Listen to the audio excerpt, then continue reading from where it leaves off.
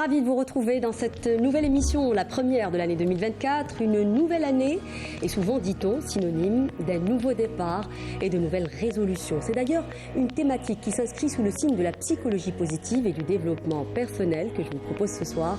Avec mes invités, on vous donnera les moyens d'aborder cette nouvelle année en toute sérénité, avec le moins de stress possible pour atteindre l'objectif final d'une bonne santé physique mais aussi mentale.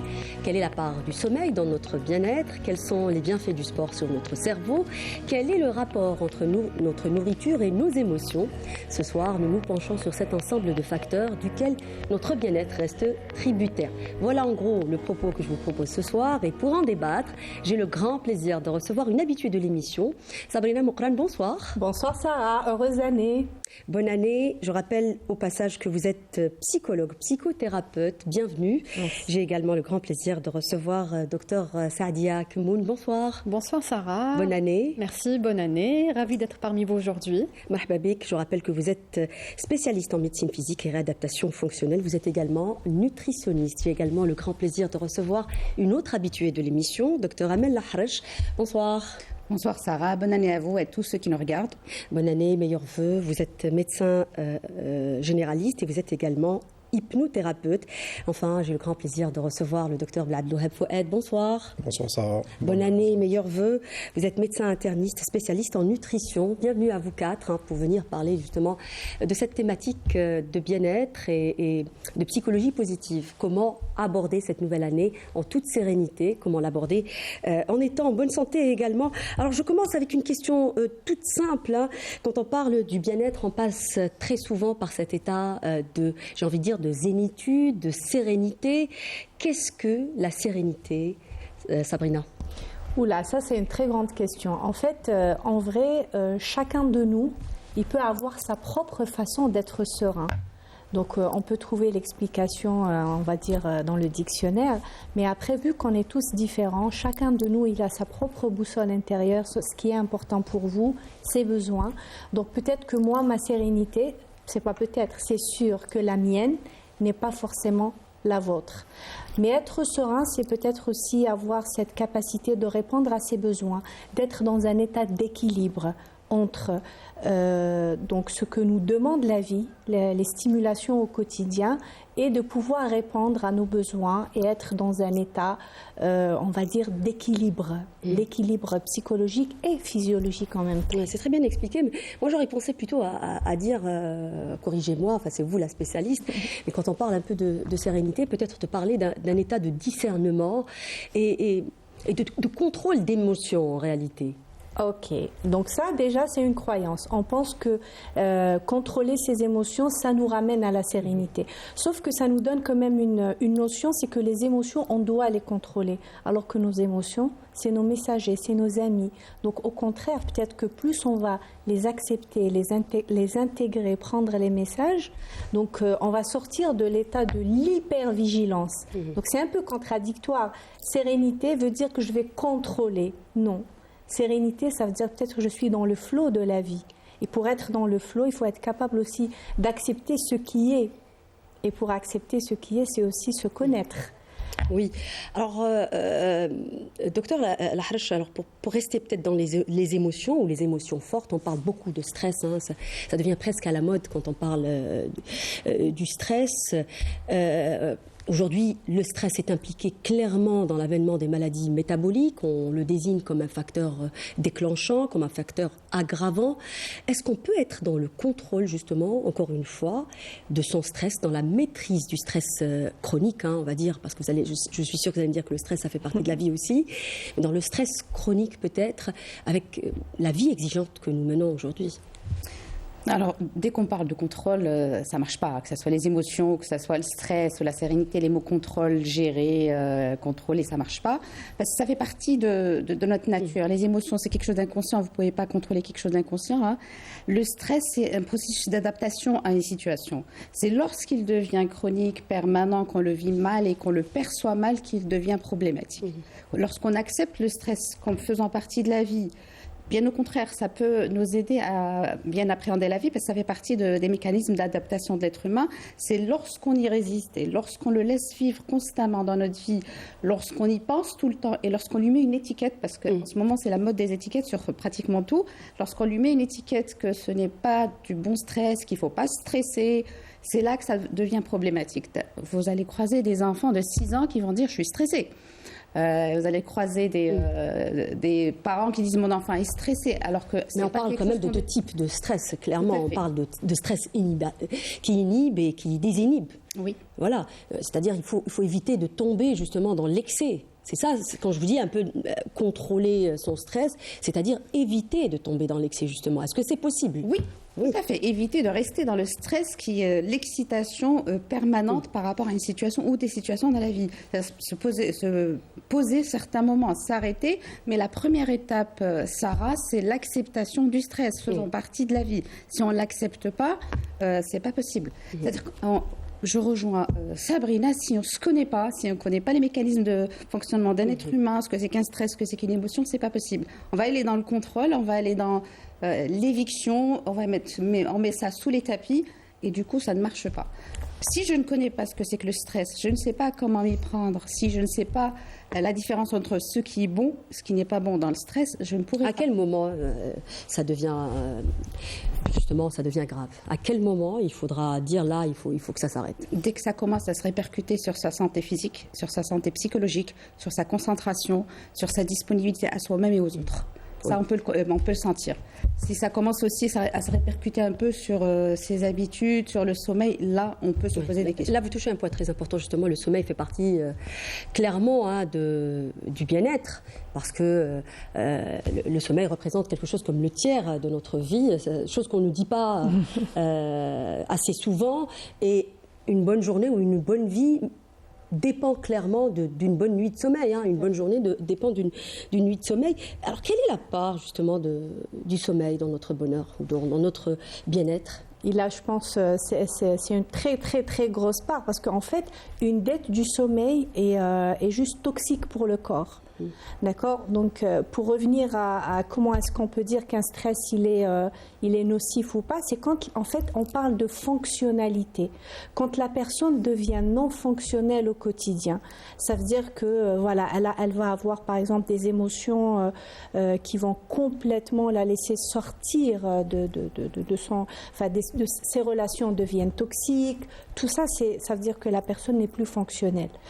Le sommeil, si je dors mal, il y a de fortes chances que en fait, il altère les capacités cognitives, par exemple. Un enfant qui dort mal, c'est un enfant qui va être très peu concentré à l'école, par exemple. Un professionnel qui dort mal, il peut être extrêmement énervé dans sa journée. Donc le sommeil, c'est très important. Ça se répercute très vite, en plus de ça. Quand on passe une mauvaise nuit, ça se voit au lendemain. Ça se voit tout de suite sur notre humeur. Déjà, au réveil, on est épuisé. On a l'impression d'avoir passé toute la nuit à escalader des montagnes. Mais on parle plus de cette notion, justement, de faire 7 à 8 heures pour être un peu dans le sommeil réparateur. Aujourd'hui, on parle encore une fois de... C'est des profils de dormeurs. Profils, absolument. Voilà, c'est des profils. Par exemple, vous pouvez avoir besoin de 8 heures de sommeil, et moi, je peux vraiment avoir besoin de 4 heures. D'où l'importance, comme disait Amel, de ne pas forcément tomber dans les clichés. Et si j'entends une information qu'il faut faire 8 heures de sommeil alors que moi, 4 heures sont largement suffisants, je vais me mettre à psychoter et à dire il faut absolument que je dorme 8 heures. C'est pour ça que la connaissance de soi, encore une fois, peut être la clé pour l'équilibre et la sérénité. Oui, c'est bien dit comme ça, mais c'est pas toujours évident de se connaître, justement. Alors que ton alimentation soit ta meilleure médecine, disait Hippocrate, docteur Blad Wahab. Encore une question qui ressemble peut-être à celle que j'ai posée par rapport au sommeil. Quelle est la part, finalement, de la nutrition dans notre bien-être? C'est tout comme le sommeil, c'est une part qui est très importante. Donc, il faut savoir déjà que nous sommes faits à partir de ce que nous mangeons. Donc, par exemple... Nous sommes ce que nous mangeons. Nous sommes ce que nous mangeons, tout à fait. Nous sommes un mélange d'hormones et de protéines, etc. Et tout ça vient de notre alimentation. Donc, par exemple, si on prend l'exemple du microbiote, Le microbiote, il est responsable de notre bien-être, par exemple. Donc, ça passe par une alimentation qui est saine et équilibrée. Si on mange trop fast-food, junk food, etc., donc on va un petit peu léser notre microbiote et ça va se répercuter sur notre bien-être. Il faut savoir que, par exemple, la sérotonine, elle est faite à partir de notre microbiote, à partir de 90%. Donc, l'alimentation, elle est là, elle est importante dans notre vie, dans notre bien-être. Vous êtes en train de parler un peu des aliments, ce qu'on désigne aujourd'hui comme des aliments inflammatoires et des aliments qui, justement, au contraire, vont réduire cette inflammation, c'est ça? Il y a même cette notion d'alicaments. Donc, c'est des aliments qui sont en même temps des médicaments, donc qui vont apporter, par exemple, les meilleurs nutriments pour notre corps, pour notre esprit, pour notre psyché, pour tout, quoi. Oui, alors on parle beaucoup, justement, pour rester un peu sur l'alimentation, on parle beaucoup de l'alimentation équilibrée, notamment dans des émissions comme celle-ci, une émission de santé, d'une assiette équilibrée, d'une alimentation saine. Mais il y a une notion, j'ai l'impression qu'on passe souvent à côté de cette notion, qui est celle du plaisir. Est-ce que notre assiette a le pouvoir de nous rendre heureux ? Eh ben, si on revient à nos ancêtres, si on revient au régime méditerranéen, eh ben, c'était un régime, c'était plus qu'un régime, c'était un mode de vie, une hygiène de vie où toute la famille, tous les membres de la famille se réunissaient autour d'une table, ils récitaient des chants, des histoires. Donc, ceci dit, c'est vraiment c'est un mode de vie, notre alimentation, ça doit nous apporter du plaisir.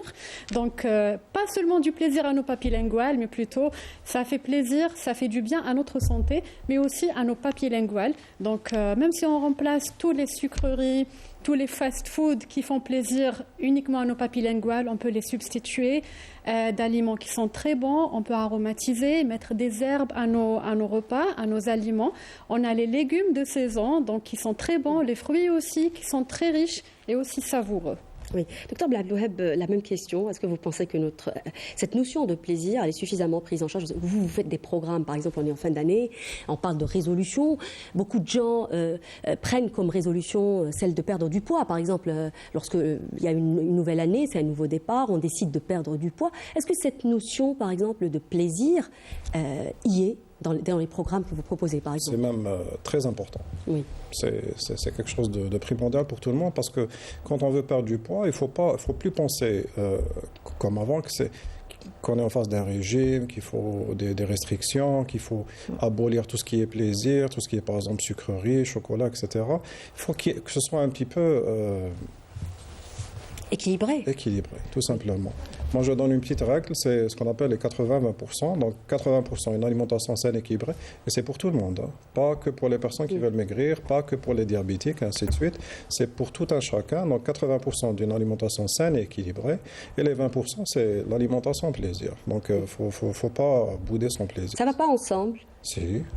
Non, vous êtes en train de dire 80% et 20%. Vous dites 80% d'alimentation saine et 20% de plaisir. Donc finalement, on ne peut pas allier, on ne peut pas avoir un aliment qui soit sain et qui nous procure du plaisir. C'est une question de quantité aussi. Par exemple, si on passe une journée, on mange sainement, etc., un carré de chocolat ne va pas casser le rythme dans lequel nous sommes. Oui. Si on fait par exemple une séance de sport, après on pourra peut-être consommer un peu plus d'un aliment. Se permettre un écart. Voilà, exactement. Oui. Donc il faut trouver l'équilibre, c'est tout. Vous parlez de sport. On va revenir sur cette notion justement de plaisir parce qu'elle est très importante dans le bien-être, parce que quand même notre assiette et notre alimentation occupent une grande part dans notre vie, n'est-ce pas? Ça fait partie des choses importantes. Docteur Kemoun, l'activité physique également, aujourd'hui, n'est pas un luxe. Alors, je rappelle que vous êtes très active sur les réseaux sociaux, vous faites de la sensibilisation justement par rapport à l'activité physique. C'est un point très important. Aujourd'hui, vous allez me dire peut-être que la nouvelle génération fait plus de sport qu'il y a quelques années. Ce qu'il faut rappeler, c'est qu'aujourd'hui, le sport n'est pas un luxe, mais un équilibre aussi. Effectivement, c'est un équilibre et il doit faire partie de notre vie quotidienne. D'ailleurs, la question qui revient le plus par nos patients, j'ai pas le temps de faire pour faire du sport. Mais il faut déjà savoir cette différence. Il y a une grande différence entre l'activité physique et l'activité sportive. L'activité physique, c'est tous les mouvements qu'on fait dans notre vie quotidienne. Donc, ça peut être notre activité professionnelle, ça peut être les activités de loisirs et même tout ce qu'on fait à la maison, le ménage, le jardinage, faire passer l'aspirateur. tout ça fait partie de l'activité physique, bouger pour notre santé. Et si on parle d'activité sportive, donc là on parle de fréquence, on parle d'intensité, on parle aussi de la régularité, d'endurance, il faut que ça soit encadré, des objectifs bien précis, adaptés si on a une telle ou telle maladie. Ça aussi, c'est une grande question, finalement. Est-ce qu'on fait du sport pour le plaisir ou pour atteindre des objectifs, finalement? Eh bien oui, effectivement, chacun ses objectifs. Et le premier objectif, je dirais que c'est la santé. Et tout le reste viendra, que ce soit le côté physique, le côté endurance, le côté athlétique, tout ça viendra par la suite. Mais l'activité physique, elle et encore une fois, la notion du plaisir est très importante là aussi. Ah ben oui, on a une sécrétion de dopamine après une séance de sport. Absolument. Exactement. Donc, quand on dit activité physique, on dit que ça va réduire complètement la mortalité de 30% si on la pratique d'une manière régulière. Absolument. Je vous invite, messieurs, dames, à regarder un reportage justement, vous l'aurez compris ce soir, qu'on ne parle pas d'un sujet en rapport avec les traitements, mais plutôt avec la prévention. Le but est d'arriver justement à un citoyen qui soit bien dans son corps, mais aussi dans sa tête. Voyez ce reportage signé Yanis Belkacem. Regardez. En ce nouvel an, vous êtes nombreux à vous engager à adopter de nouvelles attitudes santé, plaçant le bien-être au cœur de vos résolutions de vie. Certains vont prioriser l'équilibre alimentaire en faisant des choix vers des aliments frais et nutritifs et envisager des régimes durables comme des jalons essentiels. D'autres à explorer l'importance de l'activité physique, embrassant des alternatives novatrices telles que les exercices à domicile, comme utiliser les applications de fitness en ligne ou encore s'inscrire à la salle de sport afin d'insuffler une flexibilité rafraîchissante de mise en forme. Et comment être productif sans la résolution d'avoir un sommeil de qualité? Pour certains, la démarche est simple, pour d'autres non. Cela dit, il est important de créer des rituels apaisants avant le coucher et à transformer votre espace en un cocon propice au sommeil réparateur loin des écrans. La santé mentale est également au centre des préoccupations, comme s'inciter à explorer des pratiques comme la méditation pour favoriser un équilibre émotionnel. Et pour certains, un autre défi, et pas des moindres, les attend, celui d'arrêter de fumer pour embrasser une vie plus saine. À chacun ses résolutions en ce début d'année. Le plus important est de mettre en pratique et avoir les attitudes santé accessibles en prenant conscience d'améliorer et d'avoir une bonne hygiène de vie pour un avenir plus sain et épanouissant. Alors on a vu en gros que l'essentiel des résolutions qu'on prend généralement à l'aube d'une nouvelle année, on en parle ce soir. Alors, on le disait avant la fin de ce reportage, en dehors de l'enregistrement justement, l'idée est peut-être, c'est bien de prendre des résolutions, mais le plus important c'est justement d'aller jusqu'au bout. Effectivement, d'ailleurs, pourquoi prendre les résolutions uniquement en fin d'année? Moi je dirais qu'on peut toujours faire quelque chose pour notre santé à tout moment. Donc en ce début d'année... C'est une occasion, parce que peut-être un nouvel an, c'est synonyme d'un nouveau départ généralement. Effectivement, mais ce n'est pas trop tard. Si on ne peut pas commencer, ce n'est pas trop tard, on peut toujours se rattraper, commencer à tout moment une activité physique. D'ailleurs, ce qu'on dit, c'est commencer déjà par augmenter notre niveau d'activité physique, par marcher plus, par éviter la sédentarité, éviter de s'asseoir pendant 2 heures successives, éviter de s'asseoir pendant 7 heures pendant la journée, prendre les escaliers au lieu de prendre la voiture, C'est-à-dire des petits gestes en réalité. Exactement, c'est des petits gestes à adopter. À adopter, et c'est la continuité qui compte le plus. Qu'aller faire une grande séance de sport, une séance intense, et puis s'arrêter. Absolument. Sabrina, alors on parle de bien-être, d'humeur. Alors est-ce qu'on est prédisposé à être une personne de bonne humeur, j'ai envie de dire, une personne positive, puisqu'on parle de psychologie positive, ou plutôt il s'agit d'un apprentissage? Alors, il faut savoir que, bien sûr, il y a une part de structurelle. Ça, vous savez, c'est les 0-7 ans, 7-14 ans et 14-21 ans, vous allez avoir une structure de la psyché. Mais ce qui est extraordinaire, c'est que l'être humain peut se développer jusqu'au dernier jour. Le cerveau est résilient. La neuroplasticité aujourd'hui, elle est prouvée. Oui. Voilà, c'est prouvé. Et surtout, il y a l'épigénétique. Ça veut dire que je peux éventuellement avoir eu de mauvaises cartes au départ, vécu dans un environnement anxiogène où j'ai été en hypervigilance pendant mes 14 premières années de vie. Donc, effectivement, je vais avoir une structure. Donc, structurellement, je peux être une personne qui est extrêmement... donc, l'hypervigilance, la nervosité, un taux de cortisolémie élevé parce que, voilà, j'ai besoin de me protéger avec l'impression d'être en insécurité. Mais la bonne nouvelle, c'est qu'à tout âge, parce qu'il faut le décider surtout, on peut changer ça. Oui, mais vous êtes en train de dire quand même que c'est plus facile pour d'autres, pour certains que pour d'autres, c'est ça? Ben oui, après, si j'ai été élevée dans une famille où on m'a appris à exprimer mes émotions, on m'a écouté, on m'a validé en tant qu'être humain qui a ses spécificités. Bien sûr que j'ai On va parler aussi des interactions sociales, parce que ça c'est très important aussi dans cette part justement de bonne humeur. J'ouvre une parenthèse pour parler des enfants. On est en période de vacances scolaires. Les enfants peut-être qui consomment beaucoup en ce moment les écrans aussi. Est-ce que ces enfants ou les enfants d'aujourd'hui qui ont tendance justement à être tout le temps sur leur tablette ou leur téléphone sont moins heureux que les enfants qui d'avant, j'ai envie de dire, qui sortaient beaucoup plus, qui s'exposaient au soleil, à la nature? Si vous mettez la joie en lien avec l'excitation liée au téléphone, oui, ils sont peut-être heureux, les enfants qui sont face à un téléphone. Mais la joie d'un enfant, c'est je veux dire, ma question, c'est l'inverse. Oui, c'est-à-dire la joie n'est pas forcément liée à ce qui vient de l'extérieur. Elle est peut-être chez l'enfant, elle vient par rapport à ce qui vient des parents. Généralement, c'est les parents, c'est papa et maman. C'est-à-dire ce que mes parents me nourrissent narcissiquement parlant, c'est là que vient ma joie. Ensuite, bien sûr, mes interactions avec mes frères et sœurs, etc. On ne peut pas comparer deux générations différentes, Sarah, parce que ça va être un débat non fini. Non, mais on dit dans la psychologie... Ce que je veux dire, c'est que ce n'est pas possible de comparer l'ancienne génération qui pouvait sortir dans les jardins, etc., avec la génération actuelle qui est obligée, en fait, en quelque sorte, d'avoir ces outils. Mais est-ce qu'être dans la nature, être exposé justement à la lumière du jour ou du soleil ne fait pas partie d'un processus, justement, absolument, d'un processus de prise en charge quand on veut être en meilleure santé, quand on est déprimé? C'est pour ça que je vous pose cette question. Ça, c'est parce qu'on m'avait parlé d'enfants, mais après, bien sûr, ça va de soi que le contact avec la nature, ça nous fait beaucoup de bien. Il y a déjà physiquement parlant. On ne se dépense pas aussi, le fait de se dépenser aussi, c'est très important. Médicalement parlant, il y a la vitamine D, ce qu'il y a sur le soleil, mais il y a aussi ce contact avec la nature qui agit sur nos ondes cérébrales. C'est-à-dire que le fait d'être dans la nature, en parlant de stress tout à l'heure, nos ondes cérébrales baissent. On n'est pas dans ces ondes cérébrales qui font qu'on est agité, qu'on est excité, qu'on est un petit peu tendu par rapport à ce qui se passe autour de nous. Bien sûr que le contact avec la nature, c'est une bonne chose. C'est ça. Mais après, les enfants, c'est pas tant les enfants, c'est peut-être aux parents de faire sortir les enfants autant que possible. Mais après, est-ce que les parents ont le temps de le faire aussi?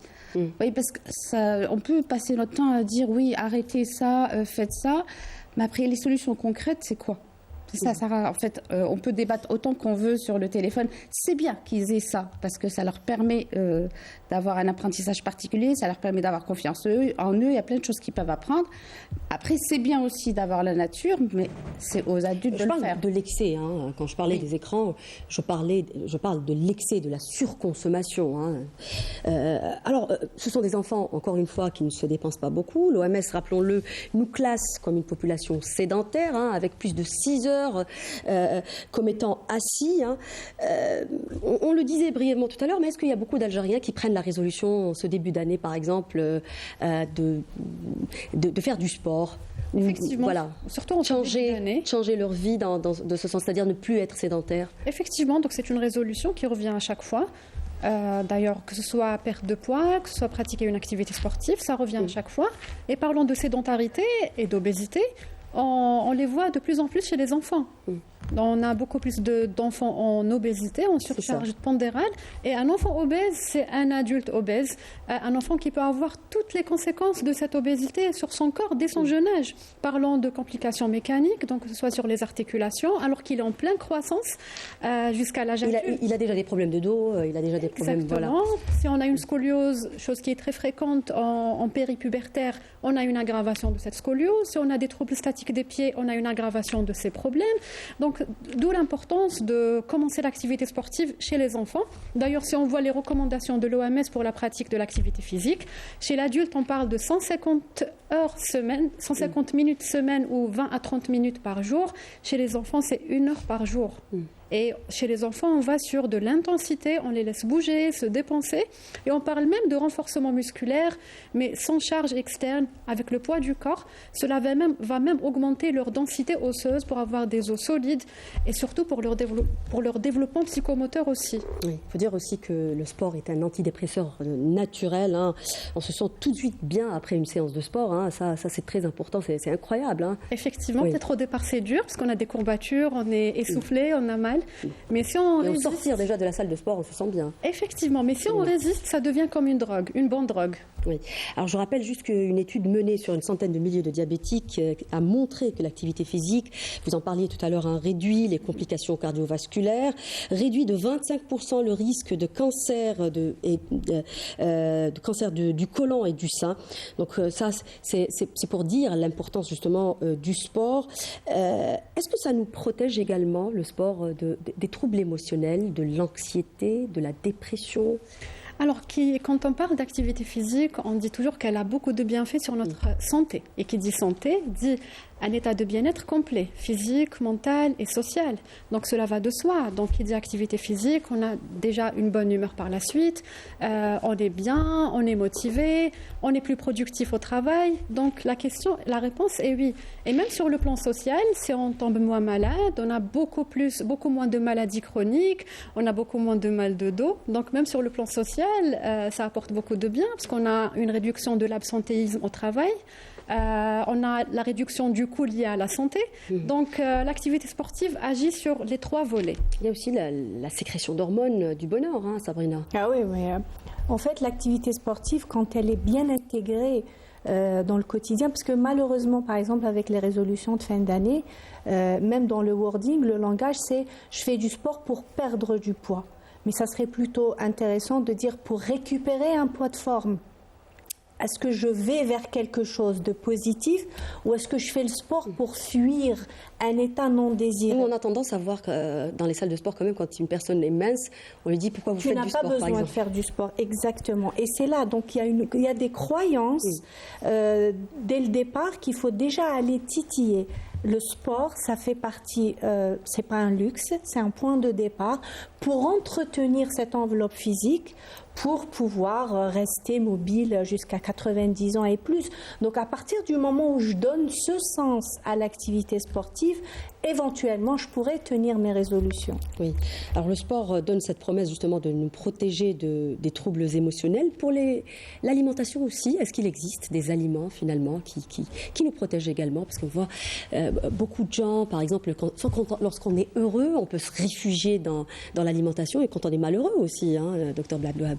L'alimentation, c'est ce qu'on appelle l'alimentation émotionnelle aussi. Hein. Donc, absolument. Quand on est triste, on va se réfugier dans un frigidaire ou bien le placard. La plupart du temps, ce qu'il y a dans les placards, c'est du sucre. Dans les frigidaires, c'est fromage, etc. Donc, on ne va pas se réfugier dans une bonne salade, par exemple. Oui, non. Voilà. Mais je pense qu'il faut prendre une décision. C'est-à-dire, la santé, elle passe par des décisions d'abord. Donc, c'est choisir un mode de vie qui se veut sain. Pour cela, il faut prendre la décision de manger d'une manière meilleure. C'est quoi manger d'une manière meilleure ? Ce que je dis à mes patients, c'est de manger comme mangeaient nos grands-parents.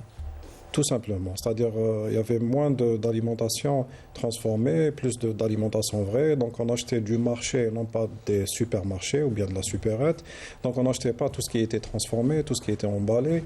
On peut l'acheter. Il ne faut pas interdire tout ça, mais il faut plus s'alimenter de façon vivante. Donc, l'alimentation vivante, c'est des êtres vivants. Donc, c'est les légumes, les fruits. Tout ça, c'est vivant. Le poisson, l'huile d'olive. Donc, tout ce qui est méditerranéen. Donc on a la chance d'être des Méditerranéens, même si le Sud, peut-être que ça ne donne pas sur la Méditerranée, mais ils ont à peu près la même alimentation. Donc c'est ça l'alimentation vraie.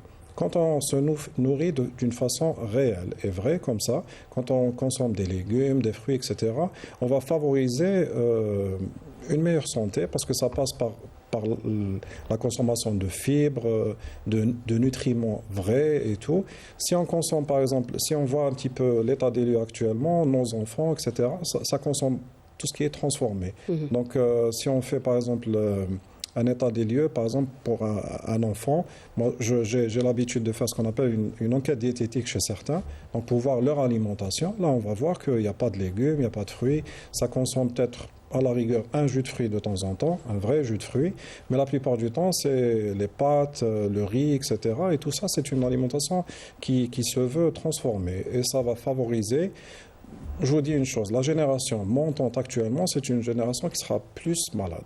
Donc il y a beaucoup de maladies parce que la sédentarité est favorisée. C'est déjà le cas, docteur Kmoun en parlait tout à l'heure justement du rajeunissement, de l'âge du diabète, du rajeunissement des problèmes articulaires. Tout ça, c'est dû en grande partie aussi à l'alimentation. Des patients qui ont des arthroses à l'âge de 30 ans. C'est pas normal d'avoir des arthroses à cet âge-là. Même l'explosion des cancers, aujourd'hui on incrimine notre alimentation. Toutes les maladies métaboliques, le diabète, la stéatose hépatique et tout ce qui va avec. Donc le syndrome métabolique il est en train d'exploser. Chez nous, par exemple, le diabète, c'est 15%. Absolument. L'obésité, c'est 30%. Le surpoids, c'est plus de la moitié de la population. Voilà. L'hypertension, c'est la même chose. Donc tout ça, ça passe par l'alimentation et le manque d'activité aussi. Donc il faut prendre une décision. Et on peut se dire qu'un début d'année, c'est un rendez-vous. Il y a beaucoup de rendez-vous au cours de l'année, donc Nouvel An, Ramadan par exemple et tout. Il faut se renouveler. Il faut se donner rendez-vous avec sa santé. Oui. Est-ce que c'est l'occasion aussi, c'est une question qu'on peut se poser aussi, en ce début d'année, est-ce que c'est l'occasion aussi de faire des bilans, de faire des check-up par exemple ? Tout à fait. Oui, à partir de quel âge et comment le faire ? En grosso modo, on dit à partir de la quarantaine. Comment le faire ? Il faut voir son médecin de famille, par exemple, voir un petit peu l'état des lieux, faire un ECG pour voir son cœur, faire une échographie pour voir l'état de son foie, par exemple, faire un bilan sanguin pour voir sa glycémie, le cholestérol et tout. Il n'est pas normal, actuellement, en 2024, de se retrouver confronté à une maladie alors qu'on n'est pas au courant qu'on est malade. Il y a beaucoup de patients, par exemple, diabétiques qui ne se savent pas diabétiques. Oui. Ça, c'est pas normal.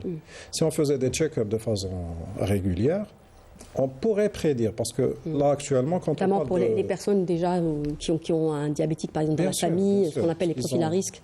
Profils à risque parce qu'ils ont des... Par exemple, si on a un diabétique dans la famille, on a 25% de risque de développer un diabète. Si on est en surpoids, on surrajoute à ce risque-là. Et il faut savoir une chose, que c'est des nouvelles résolutions.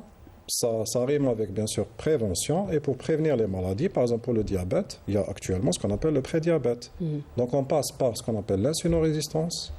Après, c'est le prédiabète et au final, le diabète. Bien sûr, il faut dire qu'un diabète, pour qu'il s'installe, ça met minimum une dizaine d'années. C'est-à-dire, finalement, si on fait des examens, comme vous dites, ou des check-up, ça nous donne le temps de se dépister à temps, justement, et de se prendre en charge. Et actuellement, il y a une bonne notion de rémission.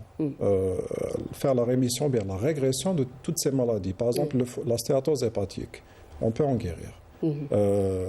La NASH, on peut en guérir. Le diabète, on peut en guérir. L'hypertension artérielle, on peut en guérir. On peut en guérir quand on attaque les choses à leur départ. Absolument. Précocement. Il faut agir, il faut faire des bilans, il faut voir son médecin traitant et tout. Justement, alors la prévention de ces maladies passe justement par un contrôle, passe par notre alimentation. Souvent, le conseil qu'on peut donner aussi, c'est la perte de poids. Alors, est-ce qu'on peut aujourd'hui donner un conseil par rapport aux personnes qui veulent perdre du poids durablement? Comment le faire finalement? Tout simplement, il faut adopter un mode de vie. Non pas attaquer les choses comme étant quelque chose d'extraordinaire, ou bien je vais commencer un régime, ou bien je vais commencer à faire du sport. Déjà, le mot régime, peut-être, il est à bannir. Réapprendre à manger, on va dire. Il faut manger de façon déjà instinctive. Quand on a envie de manger quelque chose de sucré, on le mange. Mais il faut essayer d'adopter un mode de vie qui se veut sain. Un mode de vie qui va passer par une alimentation un petit peu plus équilibrée et la responsabilité qu'on a envers nos enfants. C'est-à-dire qu'on est en train de donner l'exemple pour nos enfants. Donc si par exemple on se dit voilà, les enfants actuellement c'est chips, fast food, etc. Qui est responsable? C'est bien les parents. Il faut savoir que les enfants, ils vont copier leurs parents. Donc si les parents mangent sainement, les enfants, ils vont automatiquement manger sainement. Oui. Docteur Laharache, on parle justement d'alimentation, dans cette notion de bonne humeur, hein, d'alimentation, de sport, de bien-être d'une manière générale. Alors, quels sont les autres facteurs peut-être sur lesquels il faudra travailler aussi pour être bien dans sa peau? L'approche holistique de l'être humain, il y a le corps, oui. Je vous ai dit, je garde mon téléphone pour en parler, parce qu'en fait, c'est juste une métaphore. Hein. C'est comme ce téléphone. Il y a plusieurs aspects dans lesquels je dois prendre soin de moi. Il y a le corps, l'alimentation, le sport, etc. Il y a mon mental. Le mental, c'est un peu les applications dans un téléphone. C'est comment je réfléchis, comment je travaille avec mes émotions, comment je pense. Il y a aussi le spirituel, hein, c'est la charge. Hein. C'est un téléphone, vous ne le chargez pas, ça ne marche pas. Le spirituel, ça peut être religieux, ça peut être une méditation, ça peut être la conscience, la pleine conscience. Il y a aussi le lien. Il y a le lien, un téléphone sans Internet ne marche pas. Le lien, c'est le lien avec les autres, famille, avec la famille, avec la société. Avoir un rôle dans une société, c'est très important. C'est-à-dire cette approche holistique que l'être humain peut avoir peut changer son bien-être. On parlait d'alimentation, on peut changer le terme par manger consciemment. Si on mange consciemment, si on fait du sport consciemment, si on s'occupe de ses émotions consciemment, de son stress consciemment, c'est autre chose. Consciemment, c'est pas j'ai bonne conscience, c'est je suis consciente des choses. Là, ça change complètement notre approche et on n'aura plus envie de manger des choses mortes parce que c'est pas du tout vivant, parce qu'on est conscient de notre corps, on sait comment il fonctionne. On pourra plus aussi passer du temps sur des réseaux pendant des heures et des heures parce qu'on est conscient de la préciosité de notre temps. Donc c'est cette approche holistique et beaucoup de conscience. Oui. Ça aura beaucoup de conscience. Oui, Sabrina, alors on parle beaucoup aussi en ce moment, lorsqu'on parle de développement personnel, du fait de fréquenter des personnes qui nous hissent vers le haut, des personnes dites positives. C'est quoi finalement une personne positive? Alors, il faut savoir, déjà les mots, ils ont une vibration. Donc les médecins parlaient de l'alimentation vivante. Quand vous mangez par exemple des fruits et légumes, il y a une énergie que le corps va prendre. Les mots aussi, ils ont cette énergie. Une personne qui râle toute la journée, parce que vous savez, il y a une façon, par exemple, j'ai eu un souci dans ma vie, j'ai besoin d'en parler. Vous avez une personne qui va en parler à une personne, elle va libérer la charge émotionnelle et elle va passer à autre chose. Mais vous allez avoir une personne qui pourra rabâcher la chose pendant 3 mois. Donc ça, c'est quoi? C'est-à-dire c'est des personnes qui ne sont pas à la recherche d'une élaboration pour trouver une solution, mais c'est des personnes qui ont besoin de se victimiser. Une personne positive, de mon point de vue, c'est une personne qui va aller chercher comment faire au lieu du pourquoi, moi. Mais oui, ça, c'est très important d'être déjà en alerte par rapport à la qualité de nos relations et les personnes. Parce que si moi, je ne mets pas des limites à ce genre de personnes, ils vont ils vont m'intégrer à un cercle qui ne sera pas vertueux, en tout cas pour moi. Oui. Une autre question aussi dans le même sens, est-ce que aussi le fait d'avoir un bon rapport avec sa famille, c'est très important? On a parlé des interactions avec les gens d'une manière générale, mais avec sa famille. Alors, on est des animaux grégaires, on a besoin du lien. Il faut savoir qu'on est la seule espèce vivante qui reste, non indépendante jusqu'à 7-8 ans. Si vous allez voir les petits des animaux, au bout de, 2 semaines, 1 mois, donc ils sont autonomes, ils peuvent... Nous, le lien, si on est privé du lien, on peut même se laisser mourir. Donc oui, les relations sont très importantes. Les émotions, les liens d'attachement, comment on est représenté. En fait, si on est inclus dans notre famille, dans notre cerveau, ça veut dire qu'on est en sécurité. D'ailleurs, dans nos tribus, quand on veut punir une personne, on l'exclut de la tribu. Donc oui, le lien, il est indispensable à l'équilibre, d'où l'importance de le travailler. Et encore une chose, tout ça, ça se travaille. On a l'impression, en tout cas ce que je vois moi par exemple souvent en consultation, c'est que comme si c'est inné. Ça doit couler de source. Non, les relations, on les apprend. Oui, parfois elles sont difficiles, justement, c'est pour ça que je vous pose la question. Parfois, on peut avoir des relations, c'est ça, voilà, on peut avoir des relations très difficiles avec sa famille. Tout à fait, parce qu'en fait, on n'a pas appris. C'est des choses, aujourd'hui, moi je remercie beaucoup Covid-19 et tous les réseaux parce que ça nous permet aussi de vulgariser cette notion de l'attachement qui est complètement une école en psychologie aujourd'hui. Et les liens d'attachement, elles vont soit faire sortir des personnes en bonne santé mentale avec un beau quotient de résilience ou bien vous avez des personnes complètement fragilisées. Absolument. Alors, il y a une autre décision aussi qu'on a tendance à prendre, Dr Blagloheb, en les débuts d'année, j'ai envie de dire, celle d'arrêter les addictions aussi. On parle beaucoup du café comme étant une addiction. C'est aussi un autre aliment qu'on peut ajouter à la liste des aliments émotionnels. On parle aussi du tabac, n'est-ce pas? Tout à fait, c'est l'occasion d'arrêter les mauvaises choses. Donc, en premier lieu, le café, je ne sais pas, c'est une mauvaise chose finalement? Pas tout à fait. Ça dépend de la quantité. Jusqu'à 3 tasses, c'est même bénéfique pour le corps et ça a plein de bienfaits. Pour le cerveau, bien sûr. La vie serait insipide quand même sans un bon café. Surtout chez nous. Donc, on se voit autour d'un café. Oui. Voilà. On se voyait avant autour d'un bon repas, mais actuellement, c'est plus autour d'un bon café. Donc, le café, c'est riche en antioxydants et tout. Faut limiter la consommation. À 3 tasses, par exemple, maximum. Par contre, pour le tabac, oui. Il faut prendre des décisions, des fois, dans la vie, d'arrêter les mauvaises choses, de penser, bien sûr, à soi-même, à sa santé, mais aussi à son entourage, à ses enfants, à ses parents et tout. Moi, ce que je dis à mes patients, c'est de rester autonome, le maximum de temps. L'autonomie, ça passe par une bonne santé. Donc, on sait très bien ce que ça fait, le tabac sur notre santé. Bien sûr, il y a tout ce qui est cancer du poumon, etc., mais ça touche tous les organes, cancer de la vessie, cancer des os, etc. Ça donne des fibroses. C'est affreux. Si quelqu'un a dans sa famille une personne qui fume depuis des années, quand ça dépasse 20 ans, ça va laisser des séquelles. Qu'il passe en service de pneumologie pour voir les séquelles que ça laisse chez certaines personnes. Les fibroses, c'est des personnes, si on se rappelle, par exemple la Covid-19, donc les gens demandaient à voir tout ce qui est concentrateur d'oxygène. Il y a des personnes qui vivent avec.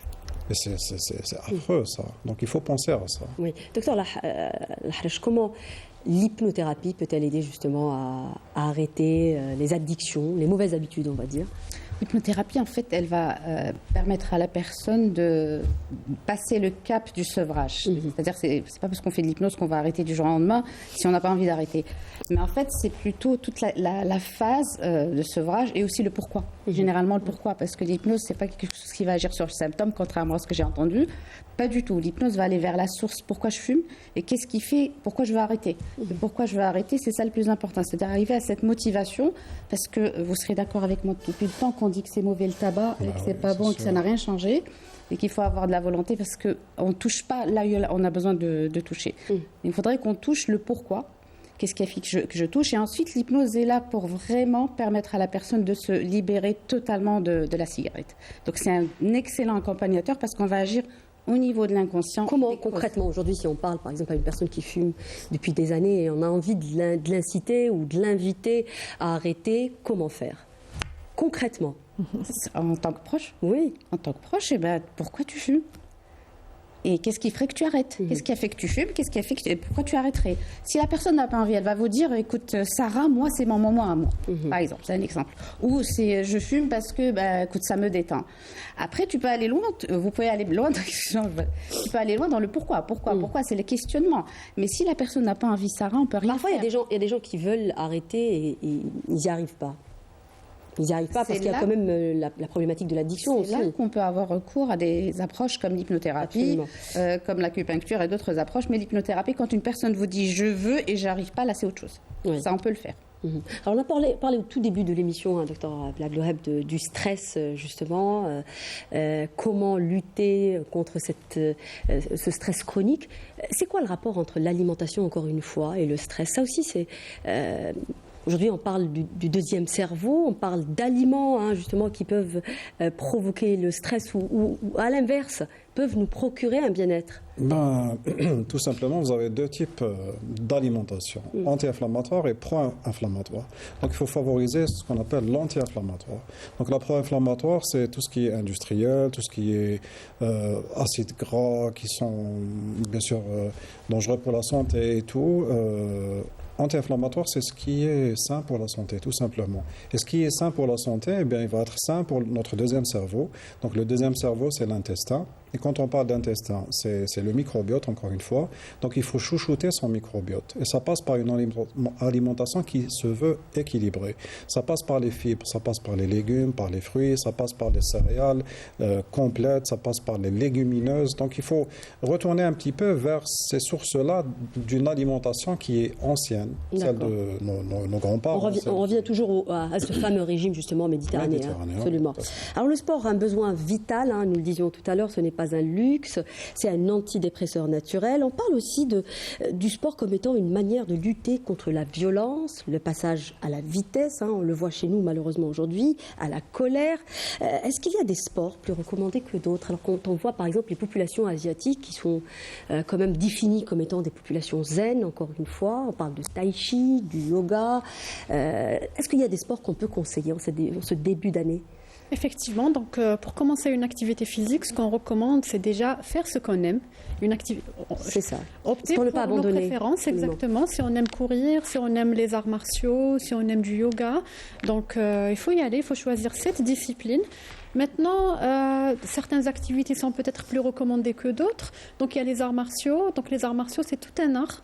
Donc, justement, qui est recommandé pour se calmer, pour lutter un peu contre cette violence. Surtout chez les adolescents, on les voit faire du kickboxing. Alors, il faut dire qu'on ne fait pas partie quand même des populations les plus calmes. Hein. L'Algérien est nerveux par nature. C'est pour ça que je vous pose cette question. Pas du tout. Donc, les arts martiaux, je dirais surtout pour les adolescents, c'est excellent. Donc, c'est une discipline déjà.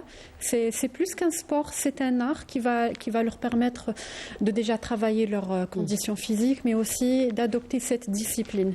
Oui. Après, ce qu'on recommande, comme j'avais dit, c'est ce qu'on veut, ce qu'on aime. Mais dans certains cas, on doit choisir quelque chose qui est adapté pour notre santé. Si on a telle ou telle pathologie. L'âge aussi, hein, c'est très important. Effectivement. Voilà, il faut se faire accompagner parfois. Effectivement, il faut que ça soit vraiment une activité physique adaptée à notre santé. Et justement, actuellement, on parle de cette activité physique adaptée. Si on a de l'arthrose, il y a certaines choses à éviter. Mais justement, il faut faire cette activité physique. Si on n'en fait pas, on va perdre du muscle. On dit toujours use it or lose it. Si on ne fait pas de sport, on perd nos muscles. Ça accentue la douleur, les problèmes inflammatoires et rebelote.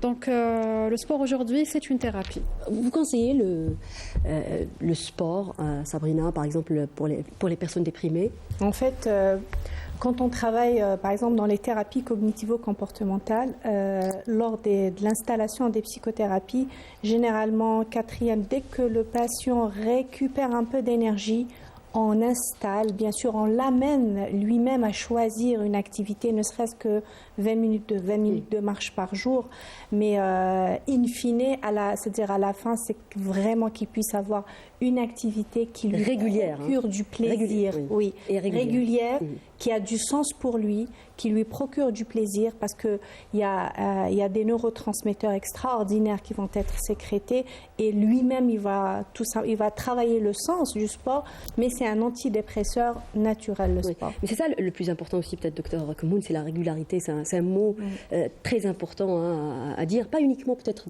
dans le sport, hein, je parle que même dans l'alimentation, hein, c'est un apprentissage, dans la psychologie positive également.